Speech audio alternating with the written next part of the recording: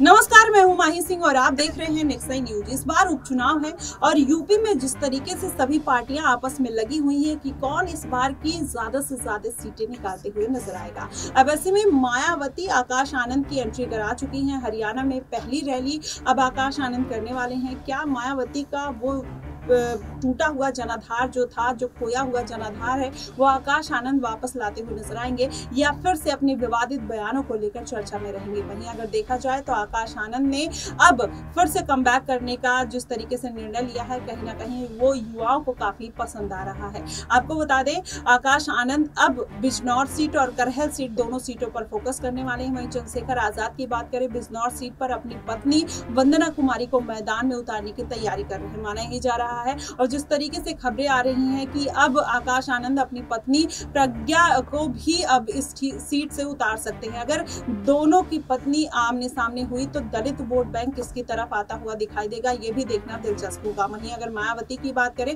तो मायावती कहीं ना कहीं इस बार के उपचुनाव के समीकरण अभी से बनाते हुए नजर आ रहे हैं। ये समीकरण उनके फायदे में जाता हुआ नजर आएगा या फिर उनको लोकसभा चुनाव की तरह बड़ा झटका लग सकता है, ये भी देखना दिलचस्प होगा। लेकिन अभी फिलहाल जो मुस्लिम वोट बैंक मायावती से छिटकता हुआ नजर आया, उसको किस तरीके से अपने खेमे में लाते हुए नजर आएंगे, क्योंकि लोकसभा चुनाव हारने के फ्रस्ट्रेशन में मायावती का एक बयान कहीं ना कहीं उन्हीं के ऊपर भारी पड़ता हुआ नजर आता है। और आकाश आनंद जिस तरीके से नेशनल कोऑर्डिनेटर पद से हटा दिए जाते हैं, कहीं ना कहीं मायावती के फेवर में ये सारे फैसले आते हुए नहीं दिखाई देते। वहीं अगर देखा जाए तो चंद्रशेखर आजाद इन सभी मुद्दों को साधते हुए नजर आ रहे हैं। संसद में जाति का मामला, छुआछूत का मामला और कहीं ना कहीं आरक्षण का मामला जिस तरीके से वो जनता के सामने सदन में रखते हैं, कहीं ना कहीं विपक्षी नेता भी उनकी तारीफ करते हुए नजर आते हैं। वही जो स्ट्रेटेजी है कहीं ना कहीं अब मायावती और आकाश आनंद को अपनानी पड़ेगी, नहीं तो आकाश आनंद का जो जनाधार है वो टूटता हुआ नजर आएगा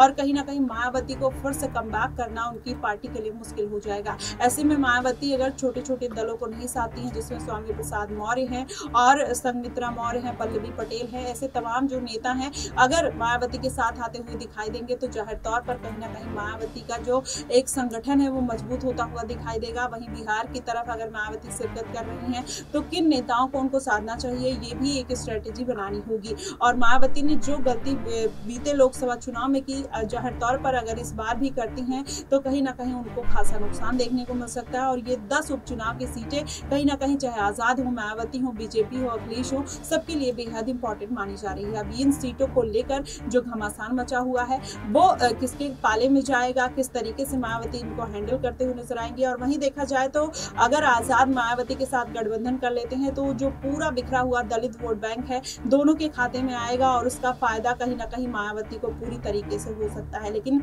आजाद के साथ मायावती क्यों नहीं बात करना चाहती हैं, आखिर क्यों बात नहीं कर रही हैं? चंद्रशेखर आजाद ने इसके पहले मायावती को अपनी माँ और बहन के समान बताया था। तो ऐसे में अगर मायावती कहीं ना कहीं उनके साथ गठबंधन कर लेती हैं तो जाहिर तौर पर बीएसपी का खोया हुआ अस्तित्व तो वापस आ जाएगा। लेकिन चंद्रशेखर आजाद जैसे जैसे अपनी पार्टी को बड़ा कर रहे हैं, अब ऐसे में मायावती के लिए उनके साथ गठबंधन करना कहीं ना कहीं मुश्किल होगा। और अगर ये गठबंधन होगा भी तो कहीं ना कहीं बड़े कॉम्प्रोमाइज के साथ हो सकता है। तो ऐसे में मायावती को अभी से चंद्रशेखर आजाद को साधने का प्रयास करना चाहिए। लेकिन देखना यही होगा कि आकाश आनंद और अगर देखा जाए तो आजाद की बिल्कुल नहीं बनती है।